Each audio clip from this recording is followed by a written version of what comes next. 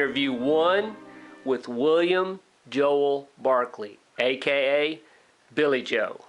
So, Billy Joe, where were you born?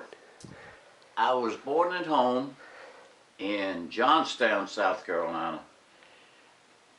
Official address for the mailbox was Route 20468. What year? When were you born? 1938. All right. What was special about the day you were born? 1938. My aunt was born on the very same day, October the 3rd, 1919. Yeah. All right. So what was it like living in the 40s in the South? The best thing was World War II. We'd all go up and sit around a garage where it was shady. And Highway 1 was now 421. So we got to see the soldiers going to Fort Columbia. Yeah. And they would wave and reach out like, you know, hop on, you can ride with us.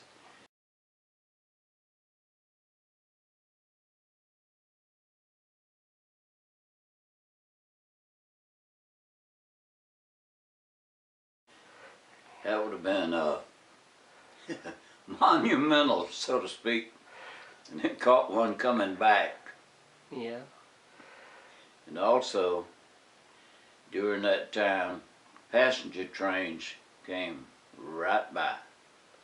The one going to Charleston was called a 320.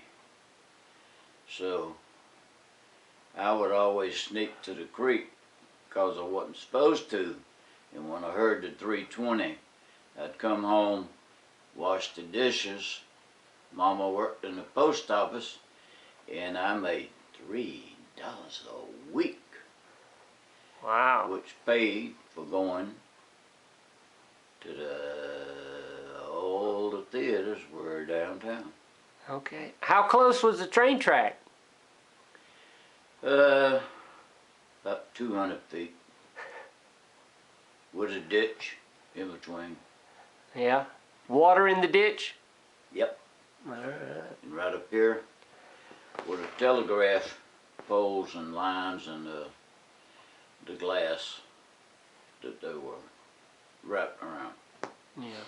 And there were one about every, I'd say, 250 feet. Okay. And, then the creek, and then we could walk down the railroad track, and the best part was walking the rail to see how far you could go before you slipped off. So I used to get pretty far. I'd say one time 1/4 mile, which was good. Yeah, that's pretty far from home. With the boys around Johnstown, one told me just a few years ago, nobody could run faster than me. All the foot races, I always won. Yeah. In jumping, I bet Arthur Davenport $1. He put up a straight kitchen chair in a cardboard box over it, and I jumped over the whole thing. Of course, he wouldn't pay me the $1.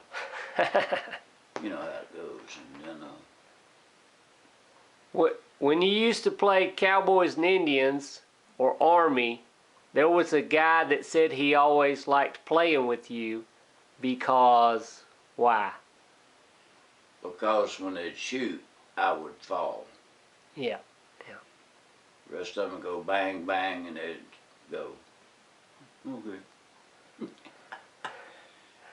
Then there's a ditch ran right by the side of the house, and you'd get on one side, the other team would be over on Otto's side, and it would be called Capture the Flag. All right. That was a good one. And the most people we played with lived right up in the back, and it was probably the largest family in Johnstown. It was the Mitchells. There was Bobby, who died when he was 12, and then Lynn, actually Leon, but everybody called him Lynn. And then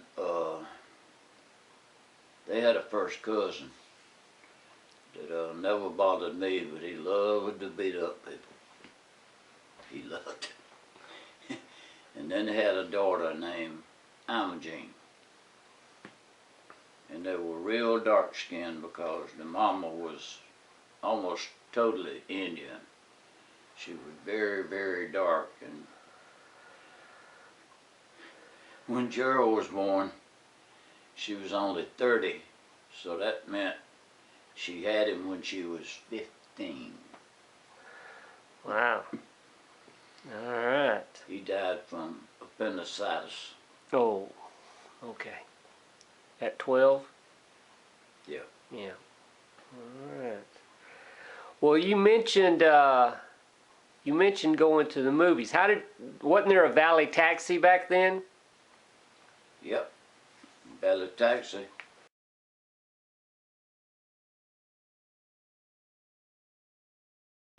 And the Valley Coach. How much did it cost to go to Augusta? When I was under 12, it cost a dime to go to Clearwater. And if you went on the one that hauled mill help, it would turn and let you all the way up by the company store in the barber shop. And that cost a nickel. Then the taxes were a nickel higher. Yeah. 20 cents to Augusta on the bus, a quarter in a taxi. All taxis were independently owned, and that was the start of Burnett Town, because to come from Georgia to South Carolina, they had to have interstate tag on the cab. And you could go all the way to Aiken. Okay. So, what would you do downtown?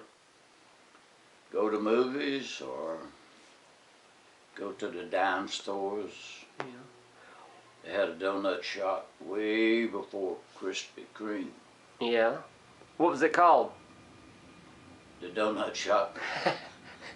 That's original. Yeah. I said after I got grown, I opened a donut shop, but it failed because I kept going in the hole. So, what theaters were on Broad Street?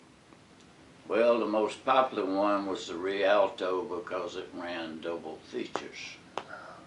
How much did it cost to get in? Dime. Adults, a quarter. And believe it or not, it'd take in like $2,000 a week. That's a lot of movies. Popcorn, the Cokes, and Milk Duds were a dime. Same price as it costs to get in. Yeah. And old Margaret, let me think of the last name. Anyway, when I was grown and started working, running movies at the Imperial, it was the same girl that was on concession at the Rialto, and her brother was Albert Peters, who was also low on the totem pole for operators. He was the last one taken in, and then I became little boy, junior, whatever. Yeah. All right. Well, When you went to the movies in the 40s in Augusta, did they ever have movie stars come and promote their films like cowboys or anybody? Yes, at the Majeska, which had a stage and a curtain. The Rialto didn't have a stage. They had Lash LaRue.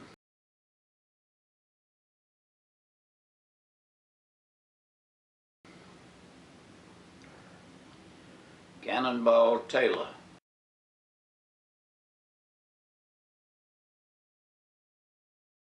From Augusta. Little Jimmy Dickens.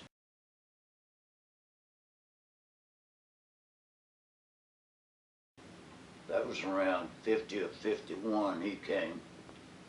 Then Max Terhune, who had Alibi.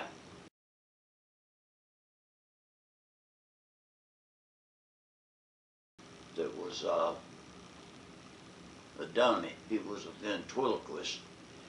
And then later on, my guitar player was Ladson Couch, who used to tour with Max Terhune all over, but he got homesick, so he came back home, but then made about as much. And he and Leslie Scott, I think, they had a show every morning on WGAC, 15-minute show, and they'd sing and fit. Okay, when we left off, you were telling us about going to the movies and meeting B-Western stars. Right. Bob Steele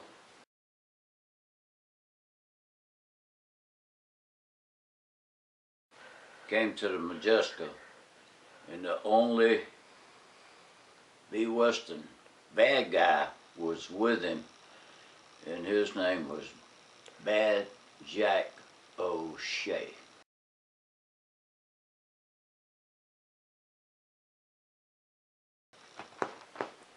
All right.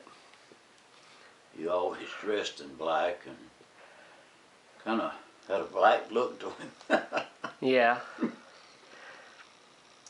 So the stars only really came to the Majeska? Was that? Yeah, because They ran B-Westerns a lot, or serials and things?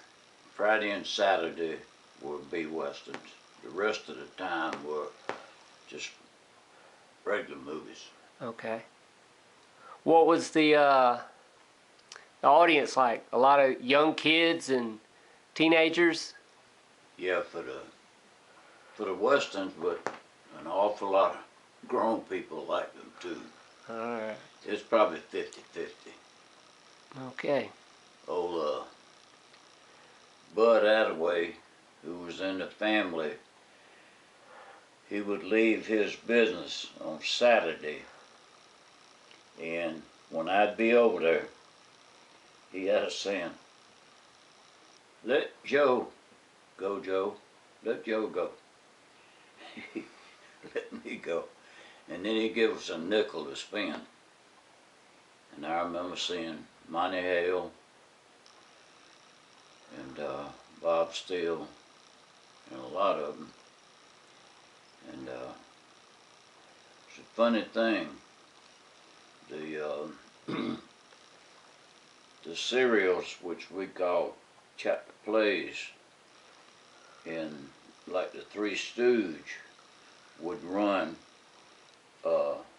before or maybe after, because the average B-Western only ran 60 minutes on 35, cheap to ship because it fit in one can, and you paid by the weight. They show any movie-tone newsreels? Miller. Mil- Miller had the movie tone, and there was a guy. There was a guy from Graniteville, friend of the family, named Tommy Woolley. So, not knowing if you were coming back or not, they got plenty of free cigarettes. So the deal was not seeing Tommy, but seeing the idea of him smoking a cigarette was just off the wall. All right. But he sold Tampa Nugget cigars. Okay. Before and after the war, Yeah. in a Iwo Jima survivor. All right. There wasn't many. Yeah. Oh, When. and the survivors used to meet like Memphis or Atlanta once a year on the day the war ended. All right. So all the ones still alive just kept on coming. Okay. Well, let's backtrack a second. When you went to the movies, did you go by yourself or? Yep. Okay. Believe it or not, they let me go when I was 5 years old, and I saw Tex Ritter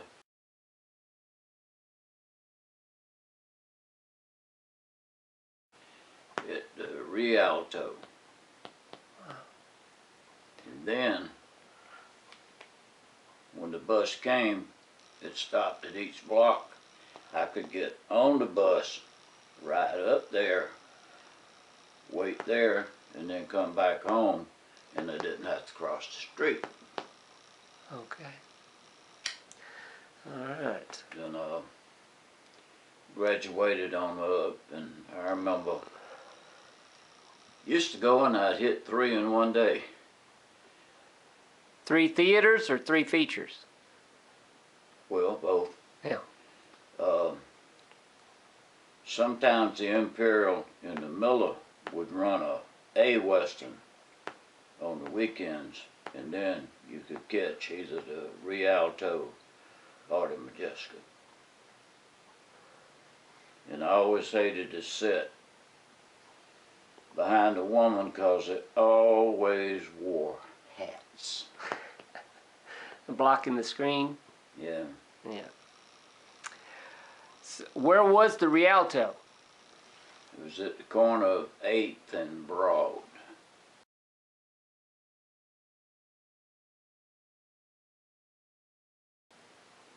It's now a SRP branch bank.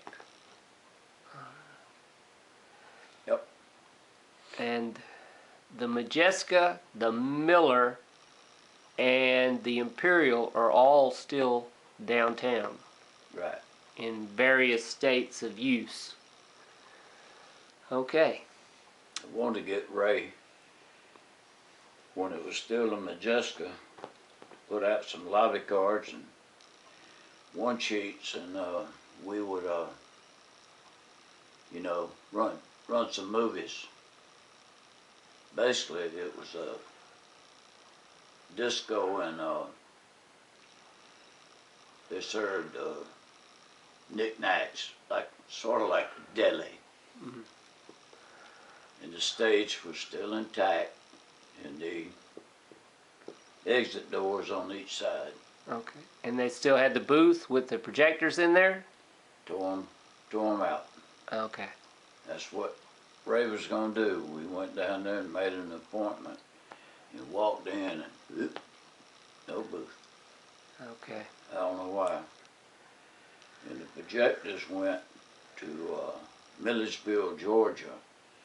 That all equipment like that went there. As far as I know, is still there. All right. Right now, as far as I know, all 35 projectors went to the landfills. Mm. So I could have probably bought one in the lamp and the whole deal for $100. Okay. There might still be a couple around Augusta that they just hung on to for a souvenir or something. Yeah. Or maybe the drive-in guy, he would be a prime pick, but on the other hand, he wouldn't sell it. I see. Well, you were talking about Iwo Jima a while ago. Didn't you have two uncles that served in World War II? Who were they? Uncle Ed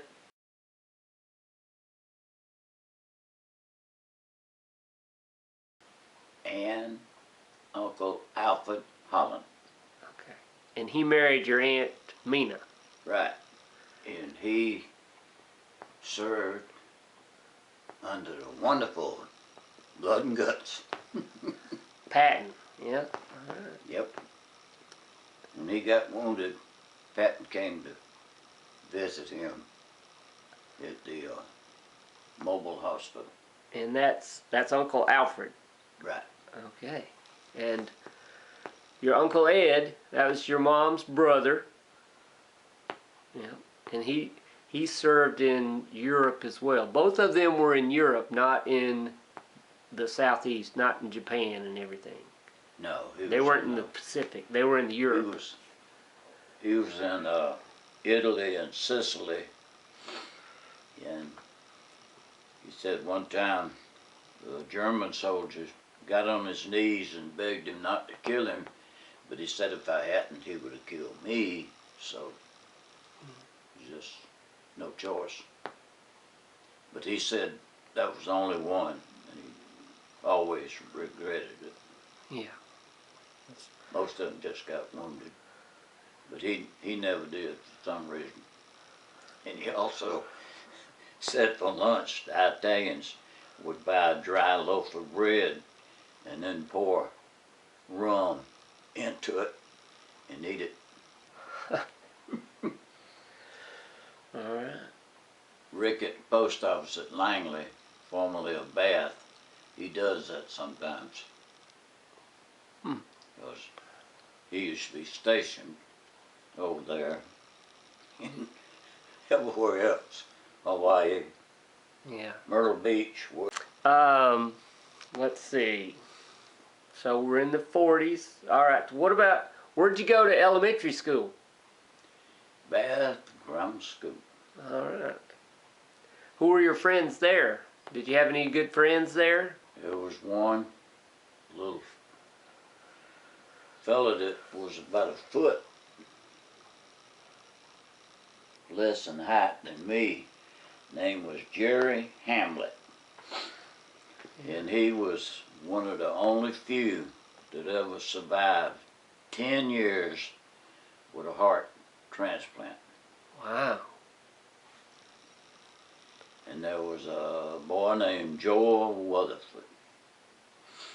And in the 5th grade, we sent off for material from each state, 48 states. And Joel said, how will they know if you're a boy or a girl? The material was maps and atlases and whatever. And all heard from them. And then, of course, all the Johnstown people, Jesse Wade Beard, till they moved to Florida, all the Jenkins, Yeah. first cousins, Yeah. and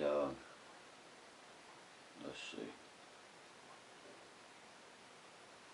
No, he went to Clearwater. There was a guy that he lost his sight, and I do have some 8mm movies when he could still see, and he used to kind of be like the butler and housekeeper, and I got him washing dishes at the kitchen sink, and for some reason they just let that house just fall down. Nobody wanted to live there. I don't know why. Lucille was the last one, and then she moved to the apartments where Sanderdale and Maria lived for a while. Okay. So, when Uncle Ed came back from the war, didn't he move to Florida? Yeah, but not right away, but So where did he live? Did y'all ever go visit? in Florida, Mm-hmm. seemed like every other year till they moved down to Key Largo. And We never did go. That would have been far. How would you go when you did go? Wasn't he in Tampa or Clearwater for a while? Trailway bus. Leave at 6 o'clock, Green Street, and be there at 6 o'clock next morning. Who would go? Me and Aunt Joe and Mama. Okay. And later on, I think, Laura Jean probably started going. She would almost have to. Yeah, and that was your Aunt Frances' daughter. Right. Right. And Eddie used to go down and spend the whole summer. He'd go on the trailway, cut people's grass, and go out on the shrimp boat, whatever. So then later on, when he got grown, he had plenty of experience on a shrimp boat, so made a ton of money. Yeah. He sent pictures where they were, looked like a mile high, just shrimp. Wow. So you just mentioned a couple of cousins. Tell me about the cousins in your generation, because there were a lot of them. Your Aunt Frances had 8 kids. But one more thing on Key Largo. Ted Williams, the ball player, he used to like to come there to fish. And sometimes the woman, Belva, would catch him picking up a shrimp and examining it. So she'd say, "GD, Ted, I told you not to do that no more." "Okay, Miss Belva, okay, I won't do it no more." All right. So Uncle Ed was the oldest of the 5 siblings, and he had a son named Ronnie. Born in July, 1 year earlier than me, but we both graduated the same year because he was in Miss Russell's 1st grade. There were so many kids that were 2 first grades, and I looked up and got Miss Shirley, so I got promoted, and he didn't because she kept everybody back for some damn reason. Don't matter how smart they were. She was tough, huh? Yep. All right, so you and Ronnie were about the same age. Did y'all play together and hung out together and stuff, or did he move off to Florida when y'all were little? He moved when I was in the 6th grade. They went down for just for the summer, and then I said something about him coming back, and then they said that they'd already sent the suitcases back by somebody or another.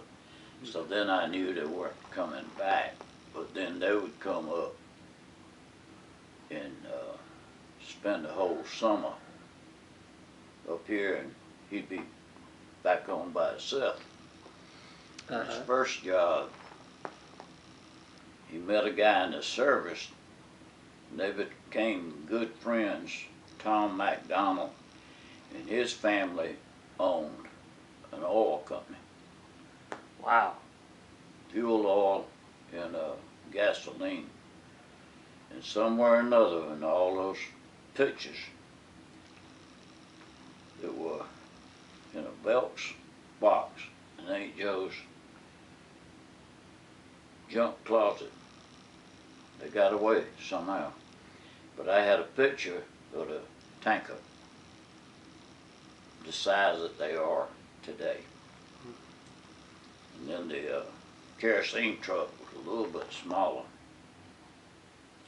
And they sold a lot of that in the winter because for the pots that they would put in the orange groves to heat them up to keep the oranges from freezing. And boy, sometimes it'd be 8 or 9 o'clock before we'd get back to 320A Virginia Avenue was the first one. Yeah. Second one was 1404 Halifax Street. So the first time we went, I missed it, and Ronnie said, I knew it, I knew it, I knew you was gonna miss it.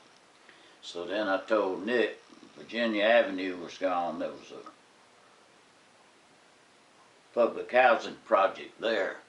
So when he went to Halifax Street, he missed it. He had to look for it, so that made me feel a lot better.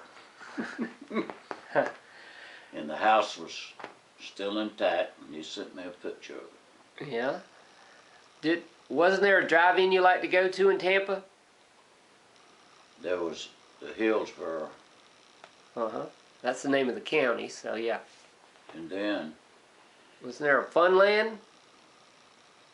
Funland was the drive-in, and then the Dale Mabry. The Dale Mabry was pretty close to the Air Force Base. Right. MacDill Air Force Base. The indoor theater, of course, was the Tampa that you'd have to ride on the bus, and then you could walk to the Northtown Theater.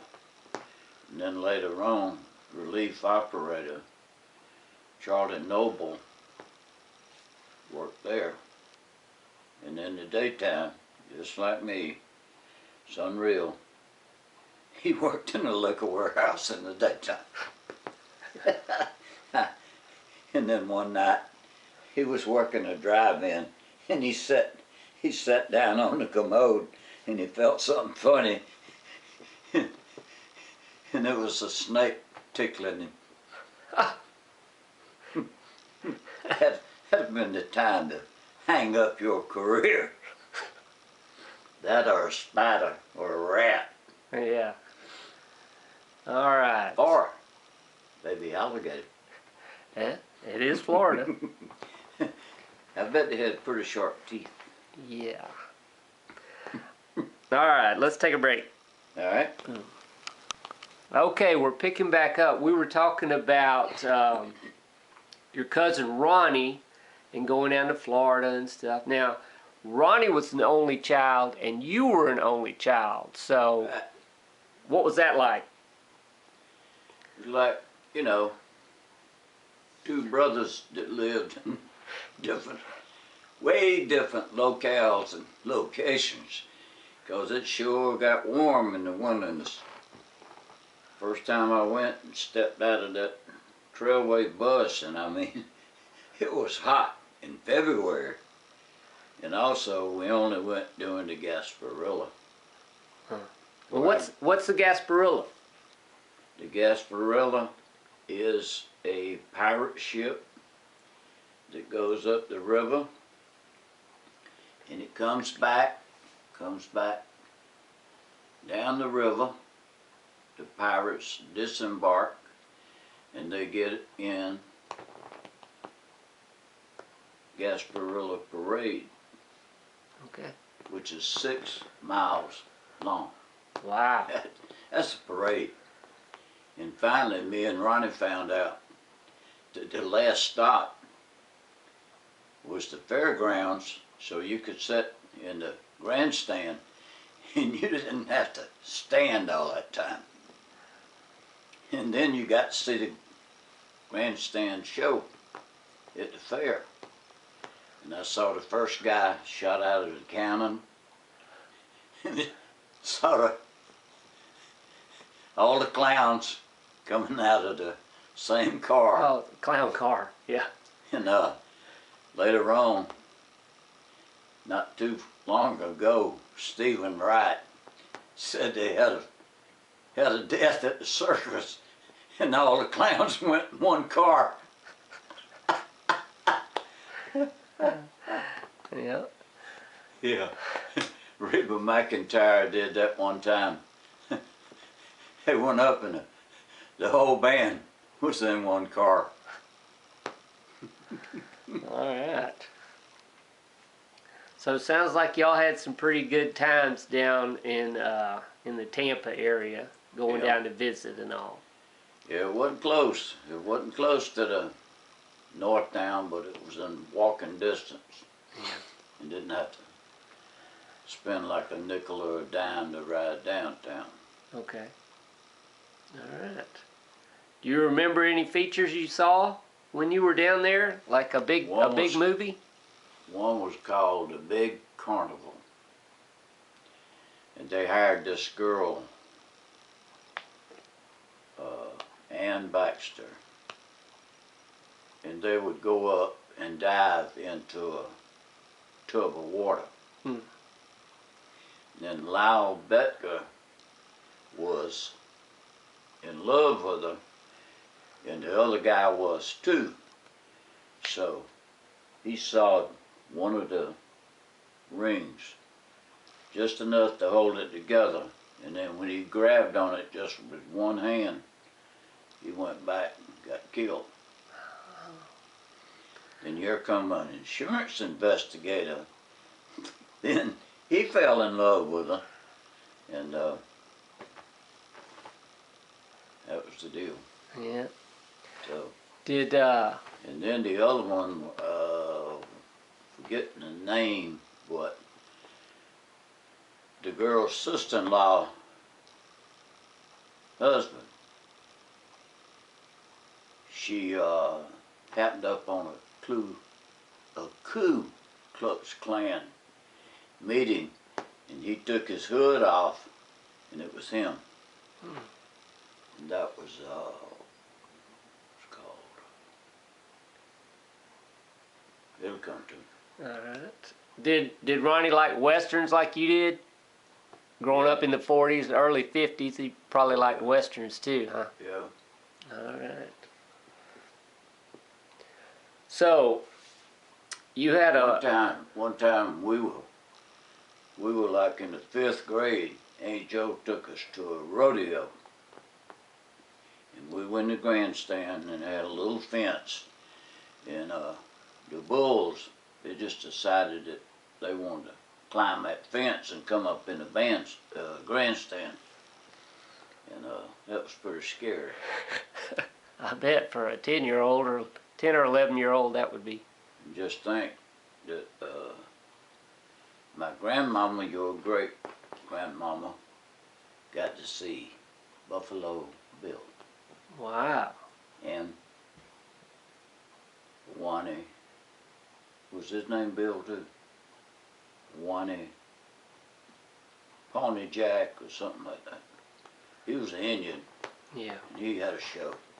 And I'd still like, she got one signed, a penny postcard. And if I could ever get it to Steve, he could analyze it and know if it's authentic or not. That'd be worth a lot of coins. Yeah. Now your grandmother, you mentioned, she was a Mitchum, right? Right. She has a famous cousin? Robert Mitchell. Robert Mitchum. He made a lot of westerns too. Yeah. Very much. Yeah. Robert Mitchum. Made a couple at Lone Pine.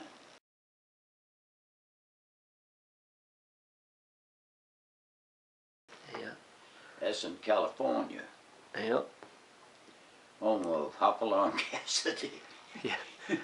Yeah. A.K.A. William Boyd.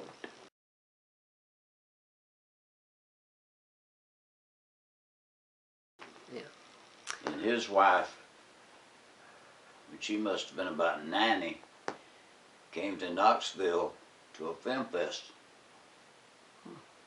And she could get up, but they had to help her up because she had so much jewelry on.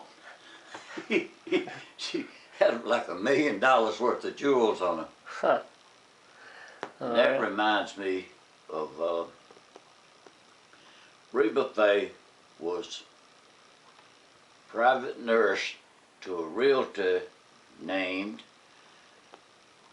Eulalie Sally.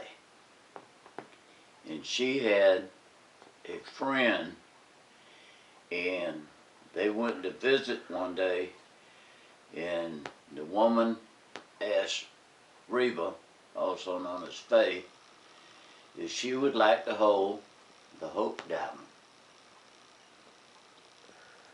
She had it in a sock drawer, in a sock.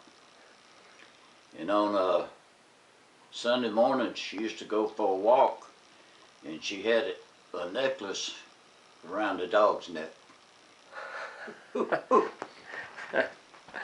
That's more money.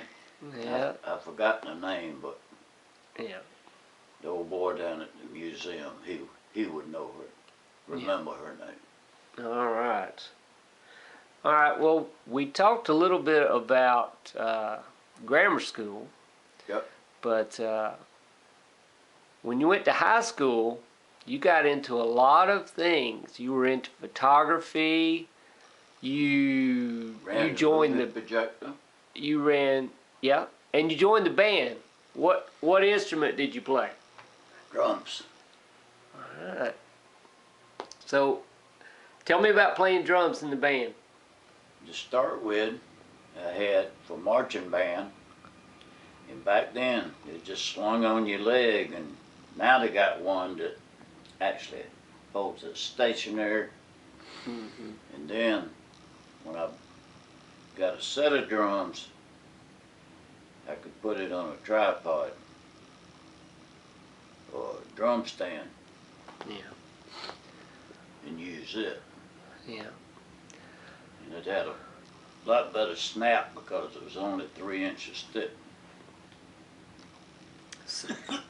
No cymbals. Yeah. So y'all played football games and pep rallies and things like that? Right. And every Friday morning they'd have assembly. So we'd play while they came in. And also when they went out, and also graduations. All right, before the last break, you were talking about learning to play the drums and being in the band. So, were you just in the marching band, or did you ever get together with any of your friends and just play? Oh yeah. We used to have rehearsals. Uh-huh. And we had 2 trombones. Who were the boys in your band? Wayne Tallison, and the other one, we called him Hawk because he had a nose. And the thing is, the 1957 reunion, he moved away right after graduation. And I swear, he didn't know who I was. I could not believe that he wouldn't know. So, didn't you play at the Valley Drive-In sometimes? Only once. One time. We played some rock and roll, and Ray thought it was sacrilege because we played when the Saints. Oh. And I had the drum solo, but that was appropriate to me. Yeah. Was that one of y'all's favorite tunes when the Saints go marching in? Oh yeah, because I always had the solo. Yeah. And one time we went to WJBF, and it was Today in Dixie. Didn't even know we were going till we got off the bus. And that was the one that Jim Neighbors was there, and Florence Carter. But of course, Brenda had already moved to Nashville. She was gone. Yeah. But Florence Carter, and then a cousin, guitar player, was Al Sullivan. That was your Aunt Mamie's son-in-law. Okay. And one night there was a death and visitation at the Elliott Funeral Home on Old Green Street. And I said, Al, tell us a lot about Brenda Lee and all that stuff. Don't want to talk about it. That was then, this is now. I mean, he got real upset about it. I said, I'd have been talking my heart out. Yeah. So, you were on television too, though, weren't you? On a show? Marion Fargo show. 5 o'clock, 5:30 every Saturday. Was that a variety type show? Did they just play a couple of tunes and go to commercial? Did they have skits? Yeah, or they had commercials, and Marion Fargo also worked at that store, and it was a Southside Appliance.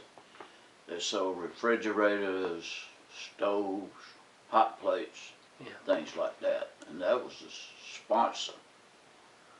And before I joined them, Buck, he was the drummer, but he wasn't really that good, so they were really glad to get me. Yeah. And one time was a guy, Ray King. He was on TV, but there was a place called the Hut, and that's the first time I played with George Pritchard. He played guitar and fiddle, violin, and Bobby Copeland, who was Ed Copeland's brother. That was a movie operator. And one time, your mama called the Firebird Inn in Myrtle Beach and said, we need a room. Who's calling? She said, from Augusta, Georgia. Well, what's the name? She said, William Barkley, Billy Barkley. Marion Fargo show?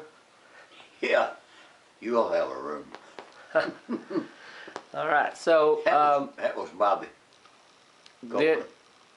When you were on the show, didn't you tell us one time that they were trying to get you to stand up and the drum kit toppled over? That was on the Imperial, what they called, what was that called? It wasn't the It'll come to me. Kelly Pepsi Buddy Club. That was... And we had two. We had two trumpets, Preston King, and he never was worth a toot, Finley Cunningham. Yeah. He came one night. We were playing a benefit up at, we got $4. And his name was Charles something or other, but anyway, plus he was Union, and that's after I joined the Union.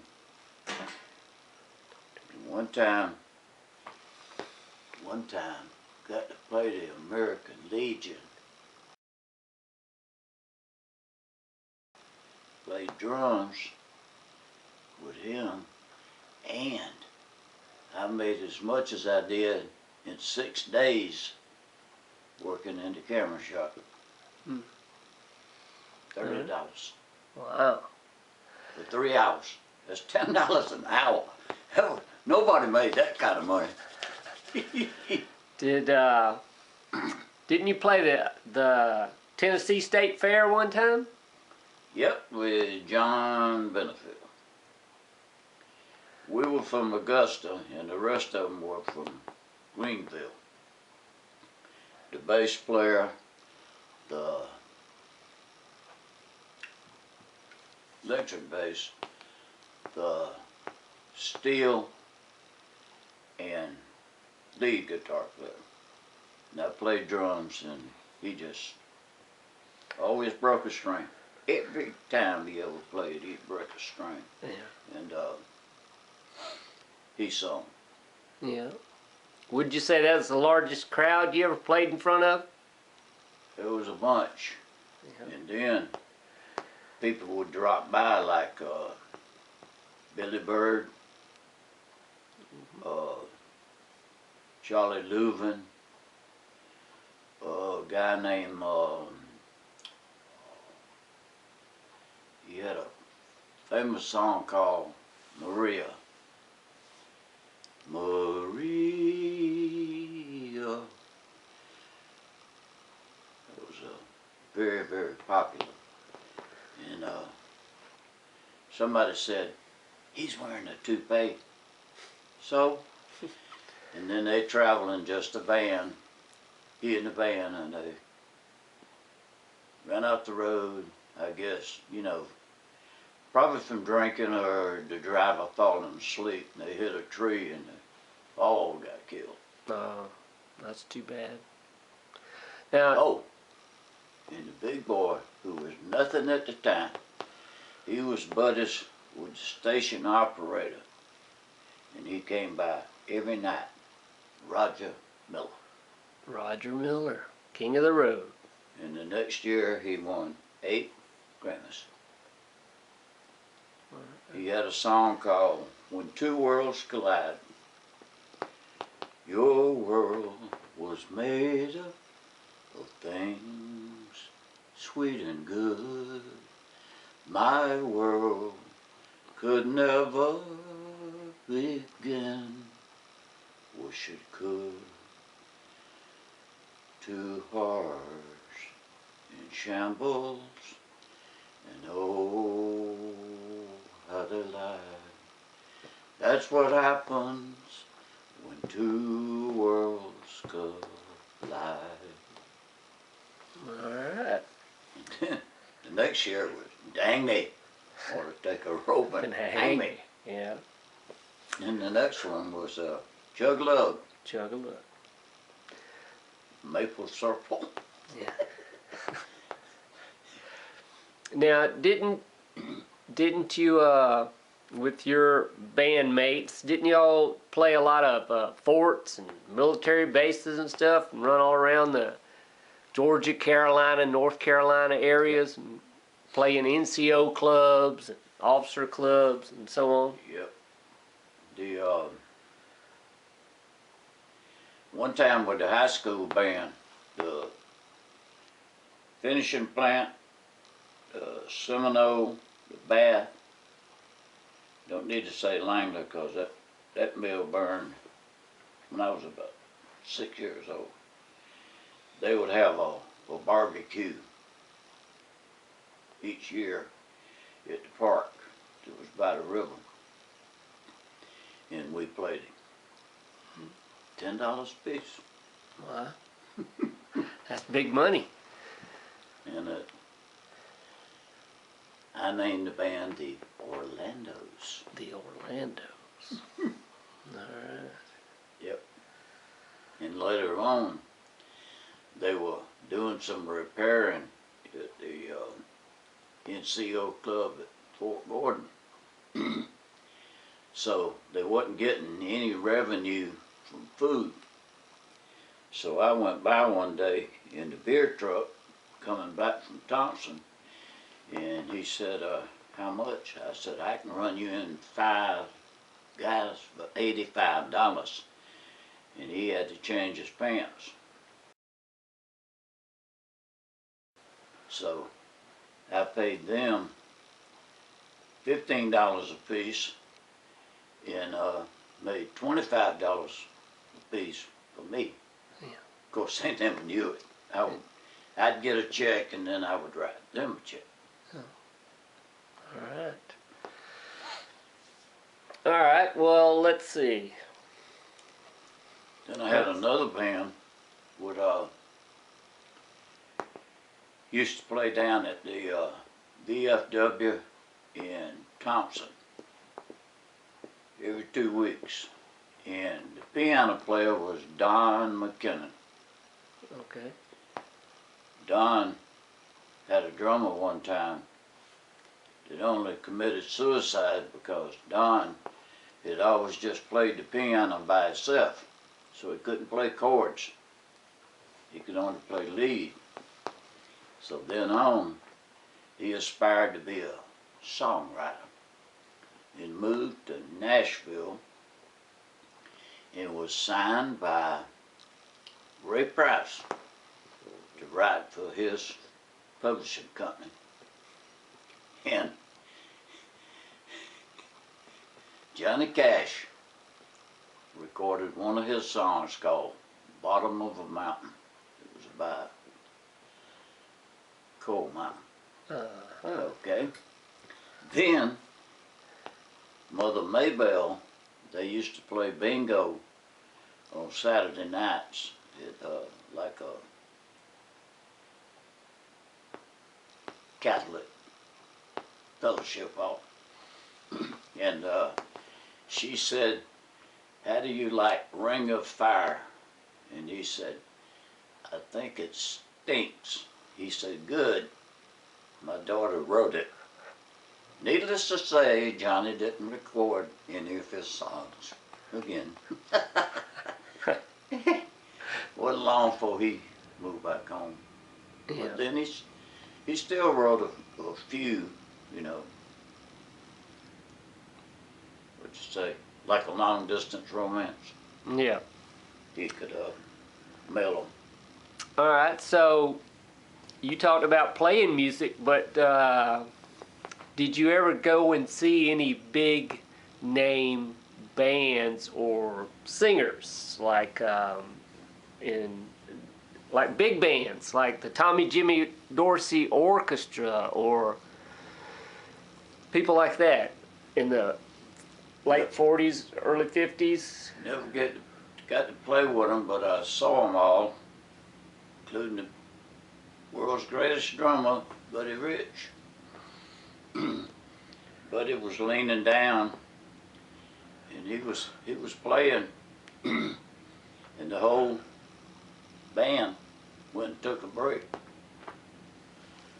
And he played 15 minutes straight. And then they all started coming back, and he looked up, and everybody was back except Tommy. And Jimmy, they used to feud all the time. But at the time, they were together. And they both died in their 50s because of that 2 packs a day. Smoking. And playing musical instruments. A drummer might not have mattered, but Yeah. 2 packs a day. Blowing the trombone is a lot harder than blowing a sax. Yeah. You get, it's the same as a trumpet. It slides. Yeah. Speaking of trumpet, did you ever meet Louis Armstrong? Yes, sir. And I have his autograph. And during the tornado, the 2x4 came down and wedged right against it, and I couldn't get it till it got sawed. So it's got a stain in it, but still got it intact. All right. And I got the world's fastest drummer, Barrett Deans. And he rode in the car with me, and we went down to Charlie's Paramount Motel because blacks couldn't stay in white places in 1957. So, what about Tex Beneke? Oh yeah. Tex Beneke was looking in the window. He was stationed at the Richmond Hotel. And this old guy that worked there, he was Jack Elam. He had one eye went one way and this one over here. So he went out and he said, "You sure look like Tex Beneke." And he said, "That's me." So he came on in and he posed for pictures with me in front of the Freedman sign, and old lady Freedman really liked that when he put them in the windows. Yeah. That Tex Beneke had visited Freedman's jewelers. Like he bought something, of course he didn't. But Yeah. yeah. And he had the first million selling record of all time. Chattanooga choo-choo, won't you choo-choo me home? All right. Let's take a break. All right. All right, before the last break, you mentioned Friedman's. What was Friedman's? Friedman's was a jewelry store that also had a camera department. Now I bought my first 8mm movie camera, projector, and screen for $99.95 for the total package. And that got started, and then later Aunt Joe was actually able to get me a Revere 16mm sound projector.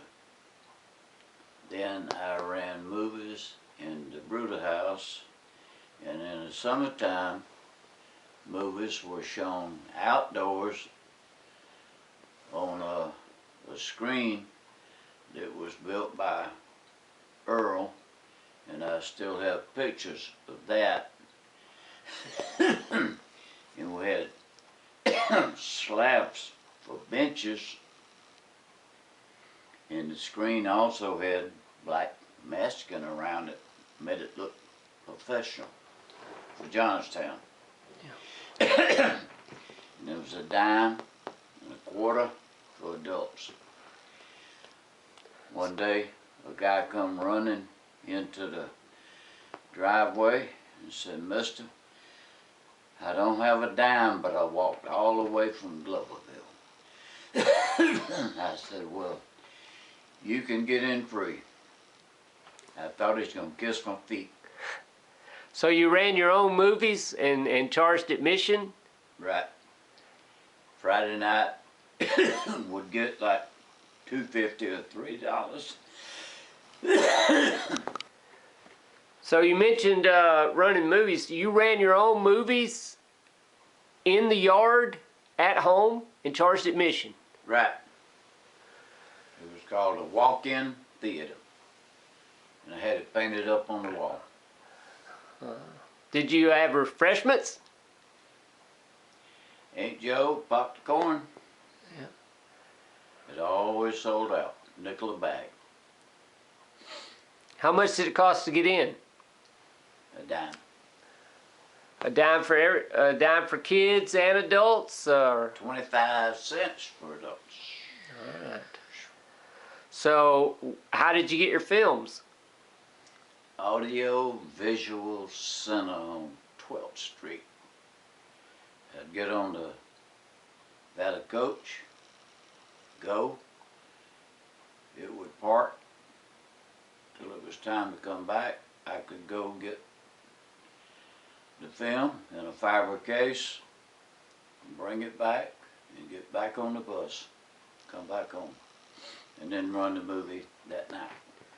Did you make enough on the concession to pay for the movie rental? No, it was just pretty well a break-even deal, but the enjoyment was worth more than the world, Right. universe. What was your biggest grossing picture? Abbott and Costello Meet the Killers, Boris Karloff. How in the world he worked his way into the title, but that's the only way he'd do it, so they said, okay.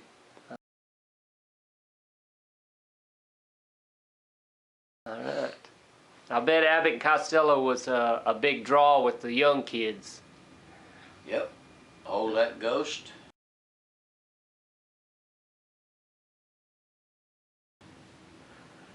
And then there was one later that somehow $50,000 got stolen, and they gave it to Mark Lawrence, who was the super bad guy in all kinds of movies, and it said welcome, and when he tried to open the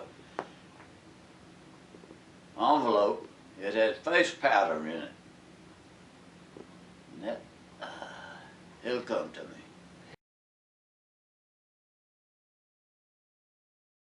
Yeah.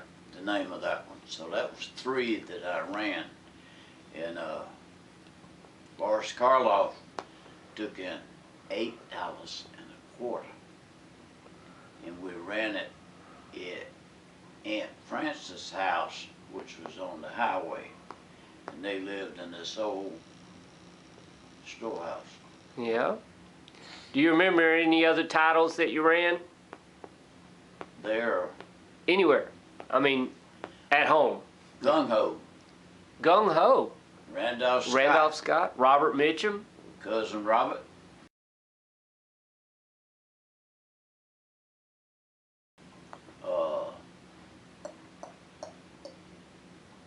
Oh, who was that guy? Well, anyway, East Side Kids. Oh. Oh, Hunt's Hall, Leo Gorsey. Leo Gorsey, and the old soda clerk guy was Leo Gorsey's actual dad. And then there was Whitey, who in Raleigh, North Carolina, was at a film fest. So I got to meet him. All right. As well as Captain Marvel Shazam, Yeah. which was also trademark of Jim Neighbors. Yeah. Well, actually, Gomer Powell Moore, I would think. Yeah. And I also got to meet his girlfriend, Lou Ann Hoovey, who was from Columbia, South Carolina.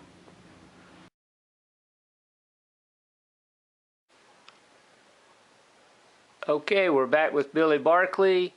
He was telling us about Friedman's Jewelers. 816 Broad Street. I was in Friedman's. His name was Al Murphy. Of course, he used to be a drummer. And I bought a $12 microphone. For whatever reason. Anyway, as soon as he wrote up the ticket and I gave him the $12, there wasn't any sales tax back then. He said, "Do you want a Saturday job?" And I said, "I sure would." He said it paid $5 for all day. So I grabbed that up, and Aunt Joe and Mama always dropped me off on Broad Street. And they'd go somewhere, and then when they came back, I couldn't wait to tell them, "I got a job."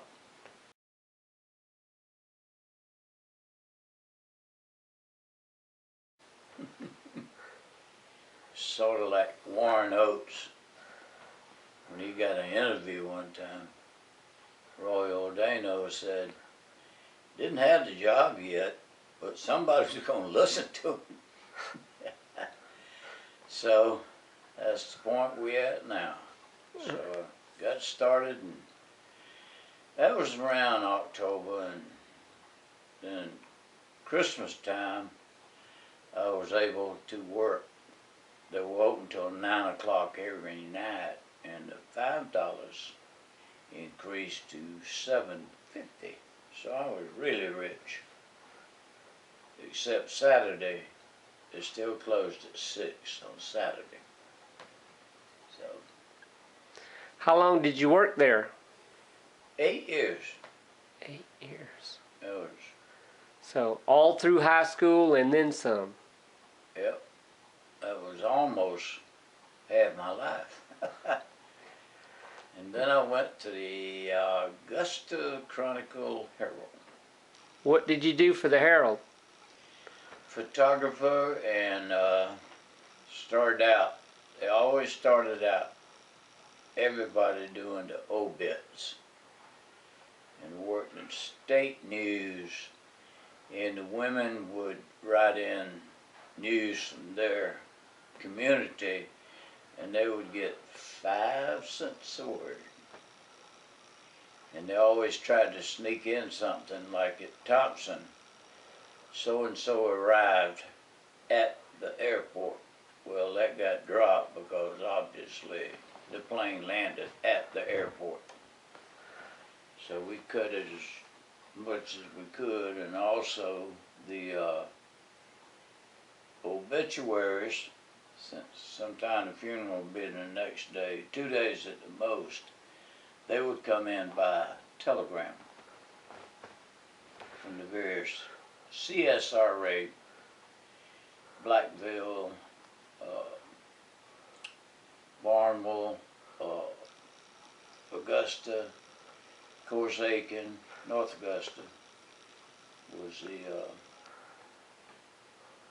the territory, so to speak. All right. Then I moved over to Aiken with Carl Langley. And I remember at Friedman's we got paid twice a month, which gets you for 2 weeks a year. But when I got that first check and didn't owe anybody, that first middle check, oh, I was in heaven, because I had a whole $50 to spend, you know, whatever you wanted to. Of course, Mark wasn't born yet, but then wherever it's at, Carl had in his column on the front page, he called to see where I'd been, and I said, oh, my wife just had a baby. So, and then it was at Aiken Hospital, and a very, very popular columnist was named Chris Brady. So that's the first thing the nurses wanted to know. Do you know Chris Brady? Yep, I'm 2 desks over from him. That's when I was still Harold Builder. Yeah. All right. Well, let's back up a little bit. All right. All right. You were married to Virginia. How did you meet her? And tell us about that. My best friend was Adrian Taylor, and right after school, he joined the Air Force. So once he joined the Air Force, he wanted me to go over and make a shot into 8x10 since he wasn't home and mail it to him. So then in the meantime, in July, after school was out May 31st, I got a brand new 1956 Mercury. It had automatic transmission. Her stepdaddy brought us, had a manual transmission. So she figured it would be easier to get a driver's license with an automatic, and of course it was.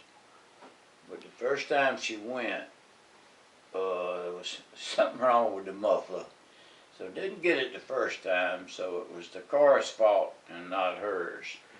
And you could go down to, once a week on Thursday, to the personnel department at Bath Mill and get your driver's license. You take the test. It was so antiquated, rather than a computer screen or whatever, they had a book with 8x10s that said, what does this mean? Slow. What does this one mean? Railroad crossing, and so forth. And then you would go from the mill over to Highway 1, and you'd have to back up 120 feet without veering either way. So when I went, I got my beginner's permit, and then when I went back the next week, the guy said, you think you're ready? It's only been a week. I said, I'm ready. And I got it. And it was metal. And another unique thing, I was born in '38, and some dumb skill in Columbia had my date as 10/3/28. Huh. So if I'd have been in a drinking mood, I would have been legal. Huh. So did you teach Virginia how to drive? Since she didn't want to take the stick from Yeah, Broadus, you taught her how to drive too, didn't you? right. Yes, I did. And after that, we went to the Hilltop Drive-In and saw Forbidden Planet, Walter Pigeon and Anne Francis. And Leslie Nielsen. Leslie Nielsen. Yep, Yep. that's true. And now it's a cult classic. And she was surprised I asked her out again because she wasn't very receptive or friendly. But about a second date, we were on the road. All right. When did you get married? June the 6th, 1958. All right. D-Day. That's true. All right. And then Mark was born the next year. So what was that like, having your first child? Well, I was 20 in October, and he was born in February. So Aunt Joe was 20 years older than me, and I'm 20 years older than Mark. Of course, he's not 20 years older than Bishop. Yeah, close. Yeah. So, you had Mark, so you had your first child. Right. Tell us about that, as far as being a father and having your first child at home. Yeah, like I say, it was the old Lakin Hospital. And young Dr. Royal and Virginia called him and said, Gil, she called him Gil for Guilford. Said, I think we got something. He said, well, go ahead and go to the hospital and I'll meet you there in about an hour. So he started to go and he was all scrubbed up, and I said, better be a boy. So it was. All right. So how'd you pick the name Mark? I just thought it was sounded a little sophisticated or something. And by being Catholic, there was no middle name. Yeah, it was a good Catholic name, a saint's name. Yeah. So he still doesn't have a middle name. All right. Well, let's take a break. Okay.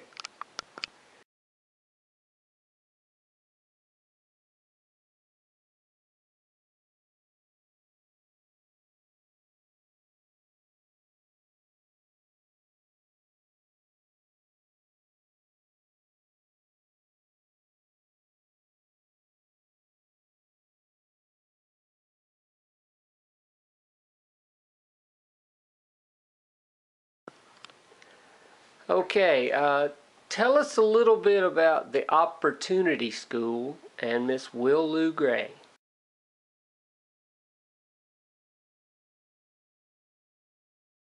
How does that play into your family history? Okay. Well, at first it was at Clemson during World War II, and it had several homes.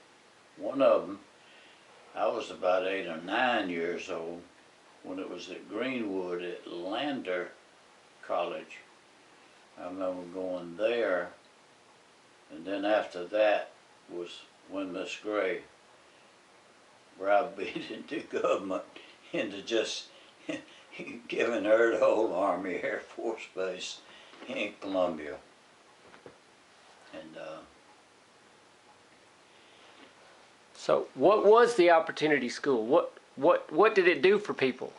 It was for people that had dropped out, even like third or fourth grade, and then they would go all the way and get their high school diploma. All right. And some people, I remember a guy that worked for Royal Typewriters, that he was affluent, but some reason he dropped out. So he came to Opportunity School and was able to get his, well, it's now called a GED. Right. Same difference. Yes. The Opportunity School evolved into the GED. The first graduates of the Opportunity School were really the first people to ever get a GED. Right. Right. And my mama was the first one in South Carolina to get one. Yeah. And the second one was her friend, Eugenia, that was also later became Miss Gray's secretary. Huh. And all this time they had a real nice apartment all the way down by the ball field away from the main office. And then she had twin girls. She married a boy that was a student there after they got married. And then he went to work for McKesson druggist. And they had a happy life.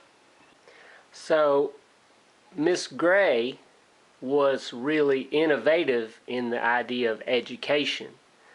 And I remember reading once that she had a favorite thing that she used to say, that we concentrate on the 3 R's. Yeah. Reading, writing, and arithmetic.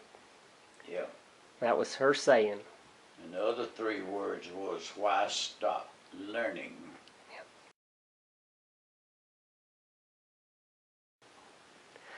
Then also at the main hall, going right above the place where you bought postcards and paperback novels, they had a big banner and it said, where will you be 10 years from now? So they had reunions for the classes that graduated, just like high school reunions. They would have an Opportunity School reunion every year in Columbia, right? Oh yeah. We used to go to all of them, of course. Until I was older, we didn't go in, but of course I had to go with them. They wouldn't leave me at home with anybody because they didn't trust nobody with me. And I would always go, and then after school was out, we went and actually stayed a whole month. Wow. There, free of charge, and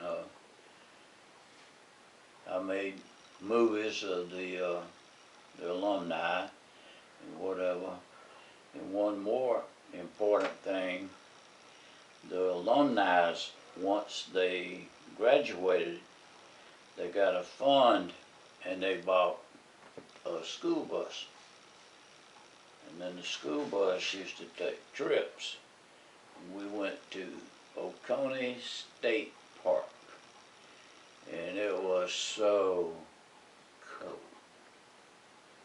And for some reason, they said don't bring any blankets. And boy, it was cold. Where is Oconee State Park?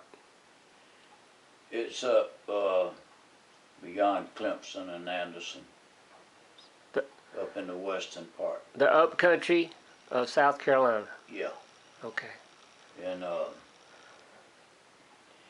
there was,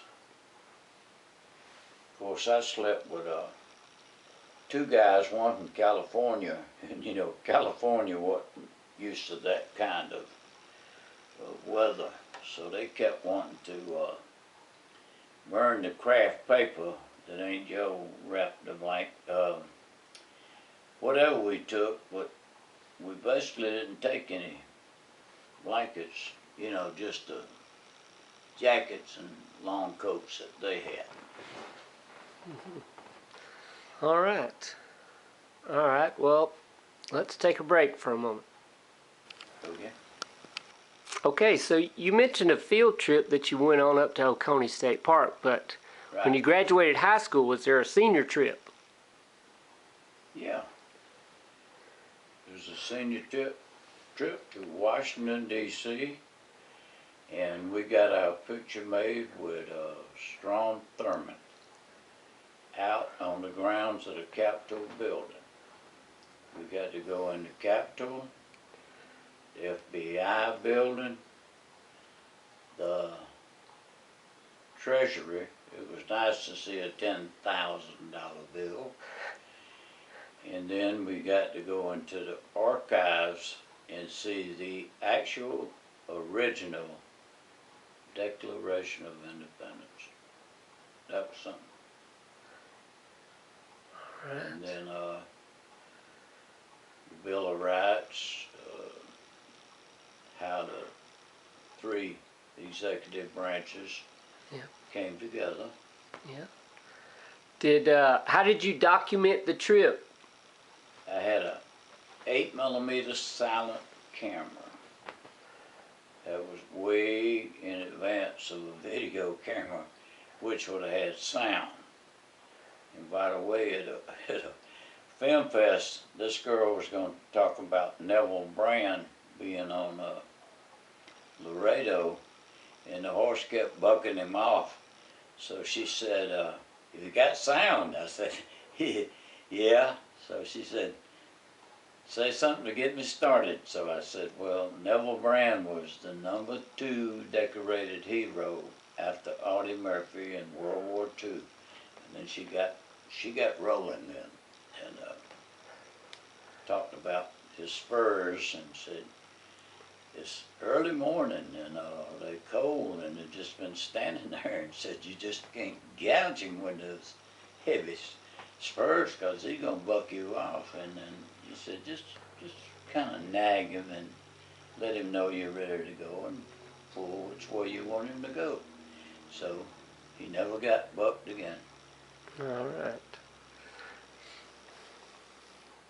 All right. So, did you shoot a lot of movies while you were, growing up and stuff? Oh yeah, we shot. I had the camera when we went to Florida the first time, and we went in February, and that Christmas, Aunt Ola and Ronnie and Uncle Ed had never seen Stevie. So we went up and shot about 30 seconds of him standing up in the crib. He was old enough to be able to stand up. And back then, you didn't do no 2 and 3 minute segments. 20, 30 seconds was all anybody got, because it only lasted 3.5 minutes. Right.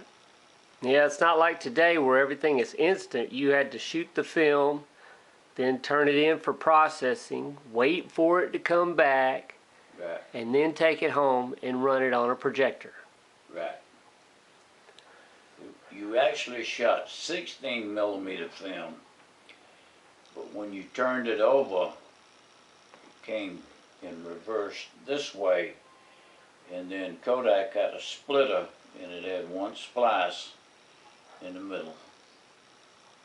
And I remember they were on a 10 reel for a long time, and then it became 10-aught reel. And you'd mail them on Monday, and usually by Friday, no later than Saturday, they'd be processed and mailed back from Washington, D.C. to Bath Post Office. Wow, that's pretty good. So I had that. Did you ever go out to the Masters and shoot anything? Oh yeah, by then I'd graduated to 16mm, and that's, like I said, That's back when people could recognize who a golfer is. Now, more than two or three, I don't know who they are. Vaughn Taylor, uh, McAvoy, and a couple others. But other than that, there used to be Ben Hogan and Dr. Kerry Metalcoff. He was from Memphis and was actually a dentist and a professional golfer. Then Jimmy DeMerick was the only one that had ever won 3 times. And a couple of times he was on the Bob Hope show because Bob was a very, very good golfer. And then Bing Crosby, who I met once when I was about 16, had the Pro-Am tour at Pebble Beach. And it was kind of interesting. And speaking of golfing, Bill Murray, pretty good golfer. Yep. And Caddyshack, he kept talking about Augusta. What an incredible Cinderella story. This unknown comes out of nowhere to lead the pack. At Augusta, he's on his final hole. He's about 455 yards away. He's going to hit about a 2-iron, I think. Well, he got all of that. The crowd is standing on its feet here at Augusta. The normally reserved Augusta crowd going wild. For this young Cinderella who's come out of nowhere, he's got about 350 yards left. He's going to hit about a 5-iron, it looks like, don't you think? He's got a beautiful backswing. Oh, he got all of that one. He's got to be pleased with that. The crowd is just on its feet here. He's a Cinderella boy. Tears in his eyes, I guess, as he lines up this last shot. He's got about 195 yards left, and looks like he's got about an 8-iron. This crowd has gone deadly silent. Cinderella story, out of nowhere. A former greenskeeper now about to become the Masters champion.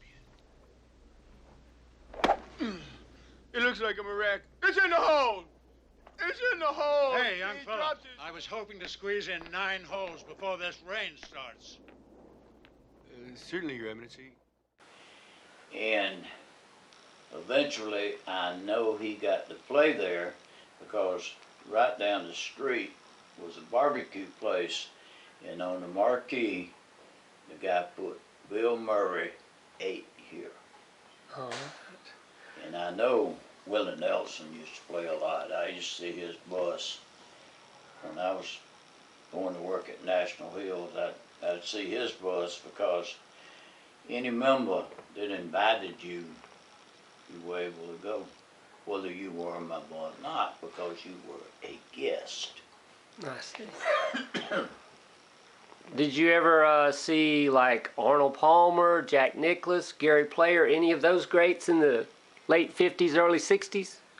Right. Palmer really hit the scene about 1958.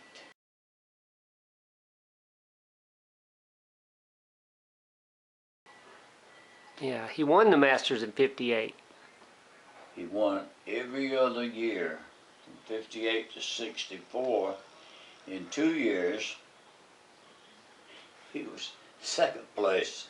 So that's what really popularized golf, because it's, all of a sudden, everybody wanted to play golf. And I can remember when we didn't get the Masters Tournament on television because it was blacked out, and anybody could go. It was $3 a day for a practice round, $5 for Saturday and Sunday, and if you bought a $25 ticket, it included parking, all the practice rounds, and the tournament for $25. Didn't they have a parade back then? Yep, they had a parade, and the only time I saw Bobby Jones in person, he was in a Pontiac Oldsmobile convertible and was being driven by police chief. Then there was a golfer by the name of tennis player that played one night at the Bell. He was a tennis player, pro. And then there was also, they had a golf match, golf again, boxing match, and there was a guy named Carmen Basilio. And he was also a big bird hunter. So for years he would come to Waynesboro, Georgia to bird hunt. And I remember once a guy went and he shot it in color. So then he took it to this goofy guy that did some kind of processing, and somehow or another he was able to reverse it and get it in black and white so that it could be published in the paper. And also his sister was a representative for Camel cigarettes, so he always had a 4-pack of cigarettes in his hand because he got them free. 4 cigarettes now cost a fortune. All right. Well, that sounds good. Let's take a break. All right. Okay, earlier we had talked a little bit about playing the drums in high school and everything, and you said that you had like a second-hand drum kit to start with, but it didn't have a lot of the features you wanted, but then you got the drum kit of your dreams. Tell me what that was like, where you ordered it from, the whole 9 yards.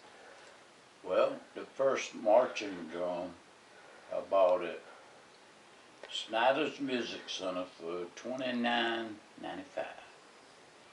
When I got home, I'd go in the back door, so I started banging on it. Angel didn't know what she was hearing, and never did have any lessons. I pretty well taught myself. And it was Gretsch, and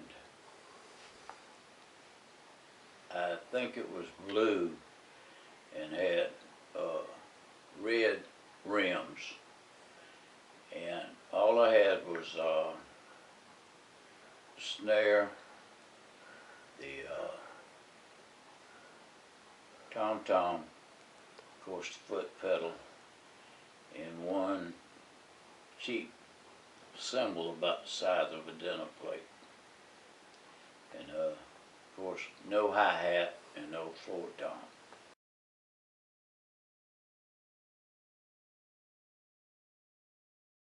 And shortly after that, I'd seen Buddy Rich in person, 1955, at the Bell Auditorium, and he had a set called Buddy Rich Super Classics, and you could get sparkle or black or whatever. Of course I got white. And I had a cheap cymbal and tom-tom, snare, foot pedal. Later on, I went to Jay's, and for $20, I got the hi-hat and Zildjian cymbals.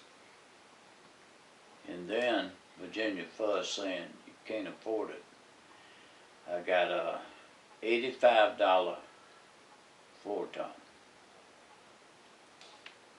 And a related fact was, when B.B. King came to the Bell Auditorium, everybody just walked in with the instruments except for the drummer, and they had 2 drummers, and he only had one drum set with a 20-inch floor tom, and I had one. So I went back home and got it, and I told the guy I got them in 1957, and then here it comes. Why didn't you bring the whole set?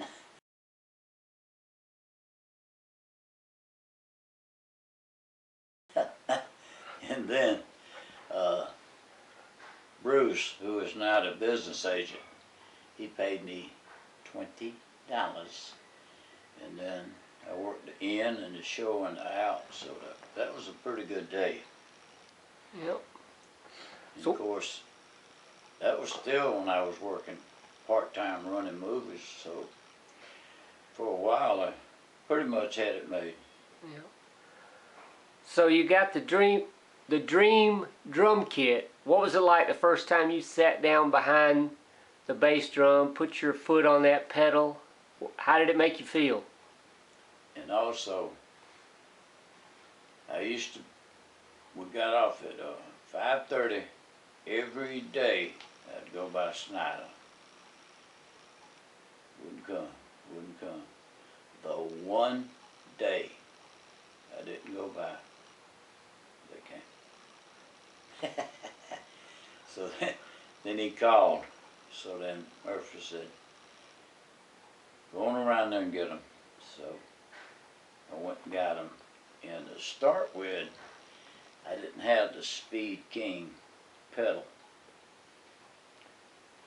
It cost only $21. And I remember old Burl Bates had a bass drum like that. And he told people he's got a Speed King. Well, he played, had his own band, and was postmaster at Martinez Post Office. Now, why couldn't he afford a $21 Speed? But, well, like I said, he was tighter than Dick's Hat Band. All right. Well, that sounds great. Okay, tell me a little bit about working at the TV station.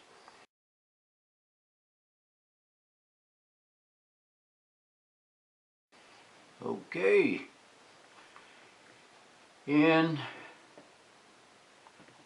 January of 1958, I went to work as, I thought, a photographer at Channel 12. But the reason the slot was available was because the cameraman for us on the Marion Fargo show got out joyriding on the Pine Log Road and got himself buying the farm. So therefore, the first week, Dick Fennell decided that I would be the cameraman for the Marion Fargo show. So I said, well, it'll be hard to be in front of the camera and behind it. So he said, okay, well, I'll do it. You play the drums and I'll do the camera. Okay, so then it was, you had to do this, all commercials were live. So therefore, you'd have to get there early, go in, get out luggage or furniture or whatever, and put down on Sunday night for the commercials. I had to drive to Channel 12 for a 15-minute news show. Got paid $1 an hour. So therefore, made a quarter. And the minimum anywhere, if you go to work somewhere, the minimum is 4 hours. But wasn't there, so. And then one day I was on some kind of talk show, and the girl, there was a ballerina and she was moving around. She just moved all the way out of the camera. So therefore then the other guy had to take the camera on because I wasn't capable. So I just went to his office and said, I'll just go back to Friedman's. And then when I went back to Friedman's, I said, I want $1 an hour like I was getting there. And half Wednesday off. So it was okay. So then I was back at Friedman's.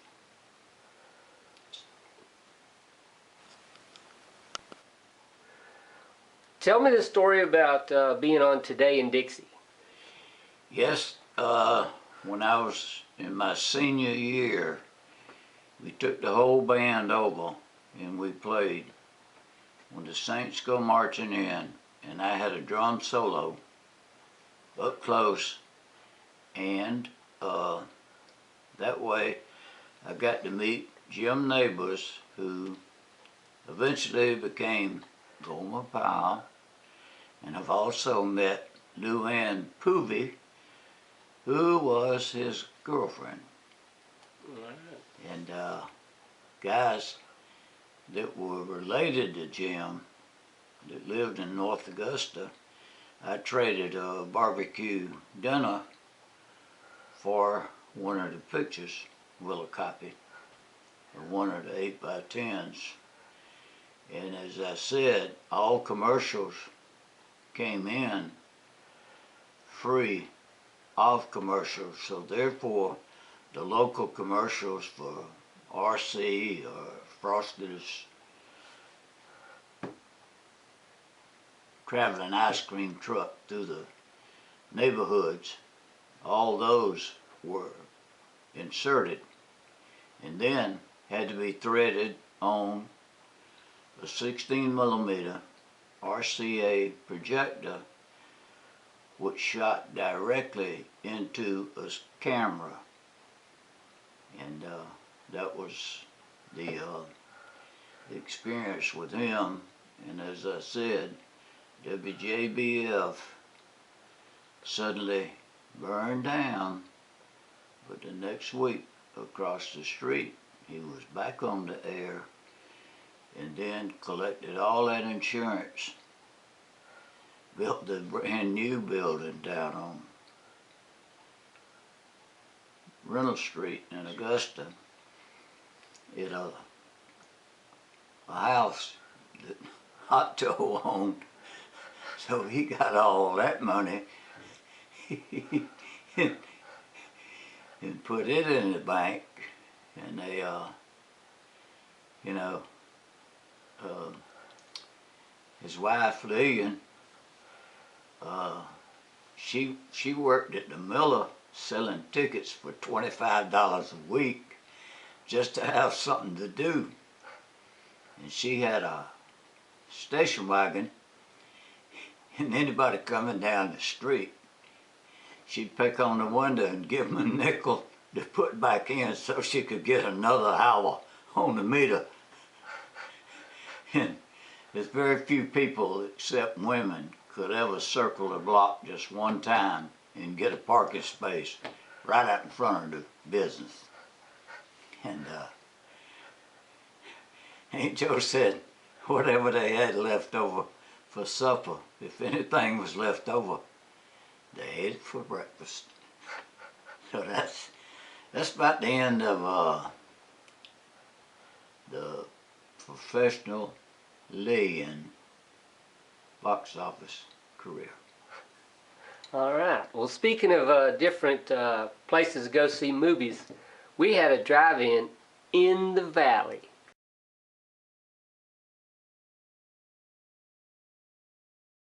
Yes, sir. All right. Tell me about that. Well, they started out with the low lamps, just like the ones at the Imperial. And Curtis Tarleton, who was Ray Sanford's brother-in-law, bought what they called the Mighty 90s. They had big carbons, and therefore he boasted the largest screen east of the Mississippi River and the brightest. And then he sold it to Ray at $250 a month. So it's pretty hard for him to make ends meet. So for extra money, he'd bring in people like Miss Tim Hope by 1 week, and then he brought in Fuzzy, rode his bicycle up on top of the little platform on top of the booth, and then once he brought in a horror show that a guy put on a mask and would run through and pretend he was beating up customers. So one night when he ran through, then one teenager actually hit him and beat him up. So those were colorful moments. And then when he ran Hang Down Your Head, Tom Dooley, he actually got a dummy and put it on the marquee and had the noose around it. He had all these promotions. And also, because the guy at Universal liked him, he was getting Audie Murphy and Jimmy Stewart westerns before or the same time like the Imperial got them. So I came up with the idea that, well, you just forgot to put the title in. So we got by with that. Then he'd go up and the guy would say, well, what did this movie gross? And he'd say, $28. And the guy would take it. And, you know, he grossed like 128. Yeah. So that was extra money in his pocket. And then he would take that guy to lunch, and it was $1. Yeah.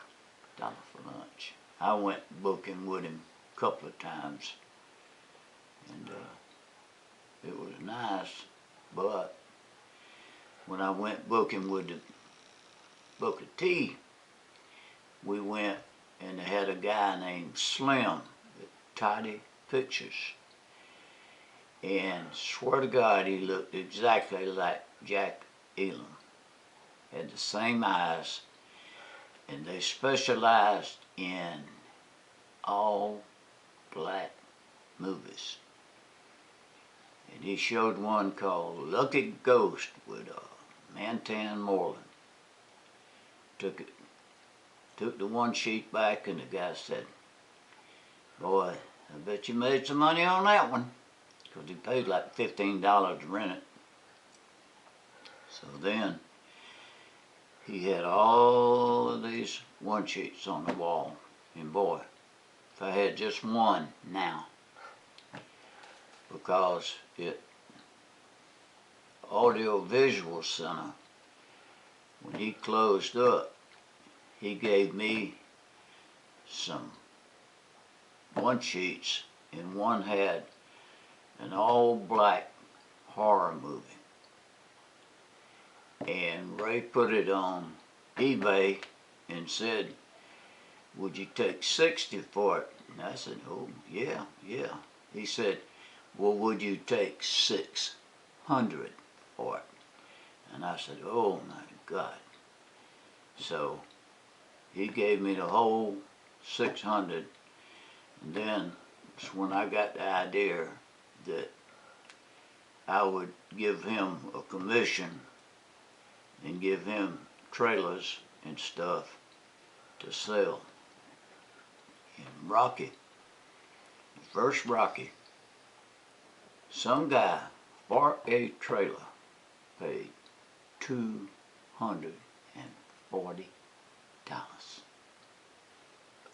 2 weeks later, it was too early, we put another one on and only brought $60. So. Yeah. So were there other drive-ins around the valley? Wasn't there one called the Cloverleaf and Well, others? Cloverleaf was actually on the Bomb Plant Highway, and they called it the Cloverleaf because of the intersection on Highway 1 that was a cloverleaf. And it had a paved lot, big screen, booth was separate. The manager actually had an apartment and lived underneath, so he was always there. And then they had a big concession stand in the back, and I was able to go in there because in 1950 the bread man went by Miss Lula's store and said, "Do you know anybody that could help me during the day?" So I went. He came, and I went, and I made $1.50 a day, paid in $half silver, which I would really love to have today. So then I went to Uncle Lawrence for a week, and when I came back, I guess in the meantime he got somebody else, so that was the end of the bread career. Did the Cloverleaf run first run features? No, just stuff like the Beast from 20,000 Phantoms and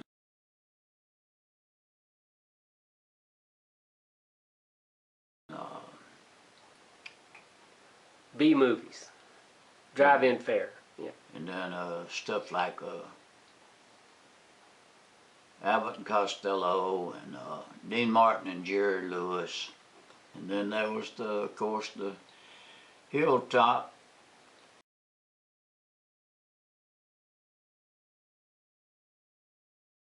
And I don't know why they kept the Hilltop open, because Cloverleaf was much better theater. And then the Forest Hills,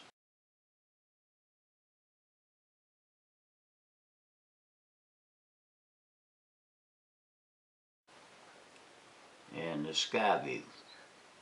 And then the Skyview had a curved cinemascope screen.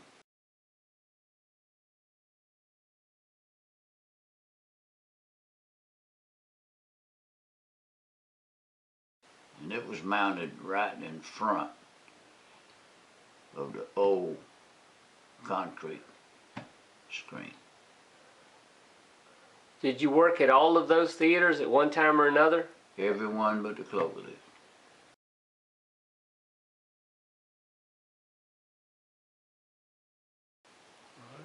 But I did go by there a lot. And then at the Booker T, if we had a cartoon that didn't get ordered, that didn't come out, we could go up there, CW. He would loan us the cartoon. We'd take it down and show it, and Marvin would take it back. So, mainly the Cloverleaf history. Yeah. And I remember at the portholes, they had metal awnings so that the rain wouldn't come in on the projectors or the operator when he was making changeovers. Yeah. Yep. Do you remember any favorite movies that you saw at any of the drive-ins, like in the 50s and so on? Yeah, I remember one with Tony Curtis and Janet Leigh called The Black Shield of Falworth.